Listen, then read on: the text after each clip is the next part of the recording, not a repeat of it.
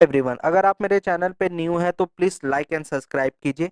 तो आज का बिना किसी डिले से हम टॉपिक स्टार्ट करते हैं। आज का हमारा टॉपिक है जियोलॉजिकल टाइम स्केल के ऊपर। तो जियोलॉजिकल टाइम स्केल होता क्या है, मैं उसकी एक सिंपल से पहले डेफिनेशन आपको बताता हूँ। तो basically geological time scale is a framework used by the geologist, palaeontologist and scientist to organise and categorise the earth history into distinct intervals based on significant event changes in the earth environment, the and the evolution of life. The time scale is divided into several hierarchical unit including eons, eras, period, epochs and ages. तो geological time scale क्या होता है? तो जो भी हमारे scientist हैं वो जब अर्थ की हिस्ट्री के बारे में हम बात करते हैं कि जब अर्थ बना कैसे, बनने के बाद इसमें लाइफ यूनिट्स कब आई, इसके साथ साथ इनमें क्या वेदरिंग और क्लाइमेट चेंजेस हुए, एवरीथिंग जितने भी हमने अर्थ की हिस्ट्री के बारे में पढ़ते हैं तो उसे एक टाइम से डिनोट करते हैं, जिस टाइम को हम कहते हैं जियोलॉजिकल टाइम स्केल। ओके। तो सबके अपने अपने एक स्केल होते हैं। उसके बाद हम अपने सेकंड स्लाइड में देख लेते हैं कि ये क्या है। ये है जीटीएस। जीटीएस का फुल फॉर्म हो जाता है जियोलॉजिकल टाइम स्केल, और मैंने यहाँ पर बी वाई मतलब बिलियन ईयर डिनोट किया है और एम वाई का मतलब हो गया मिलियन ईयर्स। तो जियोलॉजिकल टाइम स्केल को तीन इसमें कैटेगराइज किया गया है: हेडन, प्री कैम्ब्रियन एंड फेनोजोइक। सबसे पहले आ जाता है हेडेनियन। हेडेनियन जो था वो आपका 4.6 बिलियन ईयर से लेके 4 बिलियन ईयर तक का था। उसके बाद आ जाता है प्री कैम्ब्रियन यून। प्री कैम्ब्रियन यून को हमने किया है 4 बिलियन ईयर से लेके 541 मिलियन ईयर तक का। उसके बाद आ जाते हैं फेंडोजोइक ईयन। फेंडोजोइक ईयन का जो टाइम स्केल था वो 541 मिलियन ईयर से लेके रिसेंट तक का। मीन अभी भी हम जिस एरा में रह ईयन में रह रहे हैं उस ईयन का नाम है फेंडोजोइक ईयन। ओके। उसके बाद हमारा आ जाता है फिर हम क्या करते हैं कि इन तीनों को भी सब कैटेगराइज करते हैं। तो पहला आ जाता है प्री कैम्ब्रियन इयन, जिसको हमने आर्कन और प्रोटोजोइक में डिवाइड किया। अब यहाँ पर कई हमारे जितने भी दोस्त हैं जो ये वीडियो देख रहे हैं वो सोच रहे होंगे कि हमने हिडन इयन को क्यों नहीं किया। तो हिडन इयन का जो रहता है वो कोई भी तरह से कैटेगराइज नहीं किया गया है। ओके। मीनिंग वो 4.6 बिलियन ईयर से लेके 4 बिलियन तक का ही था। लेकिन प्री कैम्ब्रियन को हमने दो पार्ट में सब डिवाइडेड किया है, वो है आर्कन और प्रोटोजोइक। आर्कन का टाइम स्केल था 4 बिलियन ईयर से लेके 2.5 बिलियन ईयर तक, और प्रोटोजोइक का जो था वो 2.5 बिलियन ईयर से लेके 541 मिलियन ईयर तक का रहता है। और यहाँ याद करेंगे हम जियोलॉजिकल टाइम स्केल हमेशा नीचे से ऊपर की तरफ जाता है। मीन्स आप इंक्रीजिंग लेवल पे जाएंगे नीचे से लेके, जब आप छोटे पीरियड से लेके बड़े पीरियड की तरफ जाएंगे। ओके। उसके बाद हमारा आ जाता है सेकंड स्लाइड। सेकंड स्लाइड में हम बताते हैं फेनोजोइक इयन के बारे में। फेनोजोइक इयन को हमने तीन पार्ट में डिवाइड किया है। ओके। वो हो जाता है आपका पैलेओजोइक एरा, जो कि है आपका 541 मिलियन ईयर से लेके 252 मिलियन ईयर तक। उसके बाद आ जाता है मेसोजोइक एरा। मेसोजोइक एरा को हमने 252 मिलियन ईयर से लेके 66 मिलियन तक का किया है। और सेनोजोइक एरा जिसमें अभी हम रह रहे हैं वो है 66 मिलियन ईयर से लेके रिसेंट तक का। ओके। उसके बाद हम आ जाते हैं, अब इनका भी सब कैटेगराइज किया गया था। जैसे हमने पहले पढ़ा कि इयन को हमने एरा में डिस्ट्रीब्यूट किया, अब एरा को क्या किया हमने एपोक पे डिस्ट्रीब्यूट कर दिया। तो सबसे पहले हम बात करते हैं आर्कन के। तो आर्कन के हमारे पास चार पीरियड आते हैं। ओके। तो पहला पीरियड जो था वो था आपका जो पहला पीरियड था वो आपका था ईओ आर्कन। ईओ आर्कन को हम 4 बिलियन ईयर से लेके 3.6 बिलियन ईयर तक का टाइम स्केल पे डिस्ट्रीब्यूट करते हैं। और हमेशा याद रखिएगा, इसमें ज्यादातर मैं आपको एक इजी ट्रिक बता देता हूँ। इसमें क्या है, बस 4 4 का गैप है आपका। जैसे उसके बाद आ जाता है पेलियो आर्कन। पेलियो आर्कन को हम 3.6 बिलियन ईयर से लेके 3.2 बिलियन ईयर तक का करते हैं। उसके बाद आता है मेसो आर्किन, जिसको हम 3.2 बिलियन ईयर से लेके 2.8 बिलियन ईयर तक करते हैं। और सबसे लास्ट में आता है नियो आर्कन। नियो आर्कन को हम 2.8 बिलियन ईयर से लेके 2.5 बिलियन तक का हम करते हैं। ओके।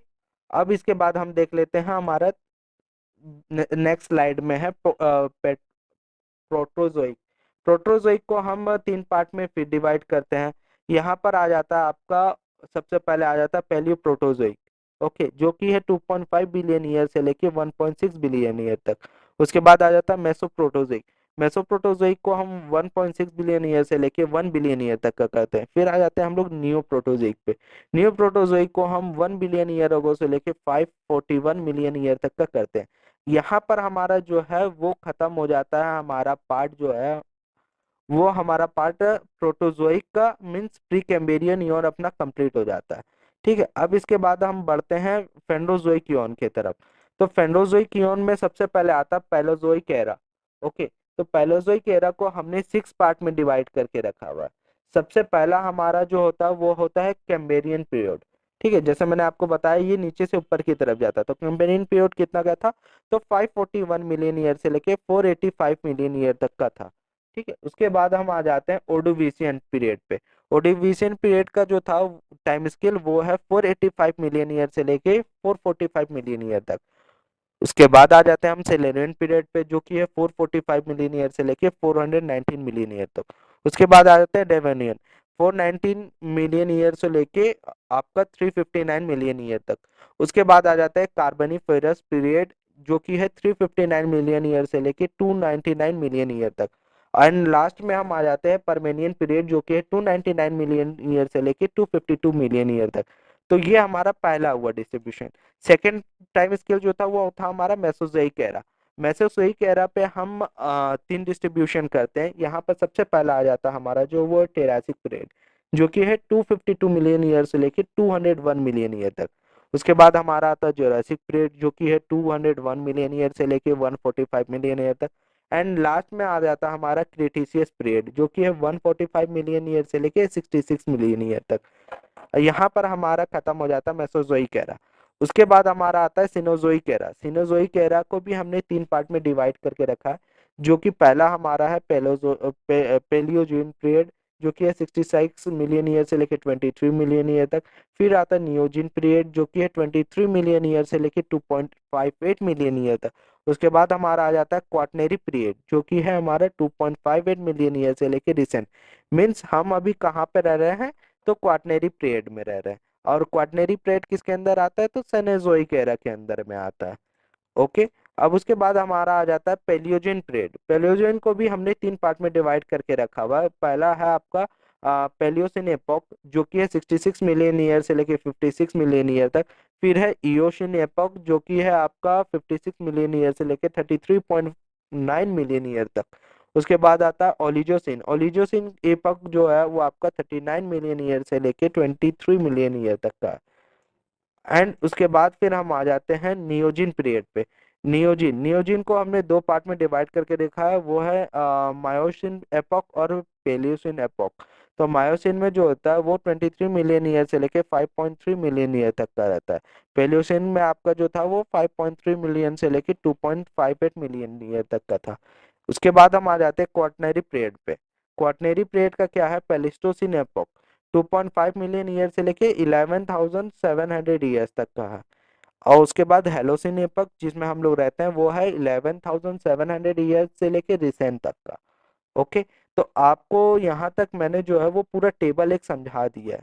अब टेबल समझाने के बाद मैंने आपको कुछ डेटास दे के रखे हैं। यहाँ पर आप चेक कर सकते हैं कि हिडन कितना परसेंट कवर किया था, आर्किन ने कितना परसेंट किया, प्रोटोजोइक ने कितना कवर किया है, फेंड्रोजोइक ने कितना कवर किया है।